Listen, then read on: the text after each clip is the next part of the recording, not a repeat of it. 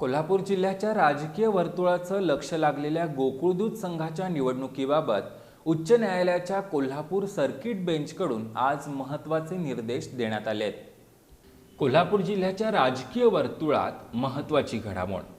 गोकुळदूत संघाच्या निवडणुकीबाबत उच्च न्यायालयाच्या कोल्हापूर सर्किट बेंचकडून आज मोठा आदेश देण्यात आलाय। गोकुळदूत संघाच्या निवडणुकीची प्रक्रिया रखडल्यानं याबाबत न्यायालयात सुनावणी सुरू होती। आज झालेल्या सुनावणी दरम्यान न्यायालयाने निवडणूक प्रक्रिया तत्काळ सुरू करण्याचे निर्देश दिले आहेत।